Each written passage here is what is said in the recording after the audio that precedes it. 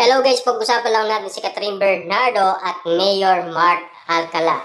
Ayon kasi sa balita, Catherine Bernardo kilig na kilig kasama si Mayor Mark Alcala sa restaurant. Na talagang kilig na kilig si Catherine Bernardo abang kasama niya umano si Mayor Mark Alcala. Pero bakit nga ba kinikilig si Catherine Bernardo? Tanggap na ba ni Catherine Bernardo na si Mayor Mark Alcala na ang nagpapasaya sa kanya? Tila hanggang ngayon kasi hindi pa rin maisip ng iba't ibang mga netizens ang lungkot ng mga mata ni Catherine Bernardo tuwing nakikita siya ng iba.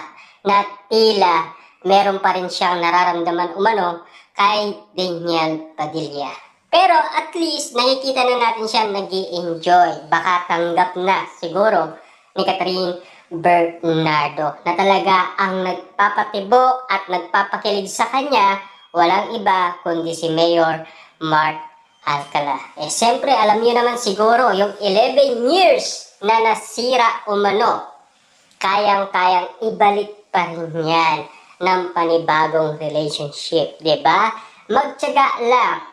Nandiyan pa rin ang spark, nandiyan pa rin ang kilig na talagang nakikita at napapansin ng karamihan. Kung bakit nga naman kasi pinagpipestaan at pinagkakaguluhan ng karamihan.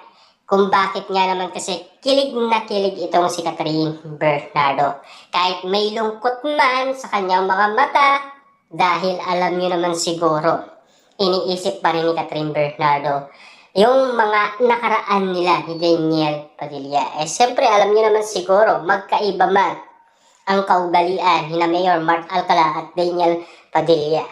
Hindi mo naman talaga may kukumpara yan sa dalawa. Talagang panibagong relationship ang mabubuo sa kanilang dalawa. Na sana mapagtagumpayan ni Catherine Bernardo at Mayor Mark Alcala ang kanilang relationship.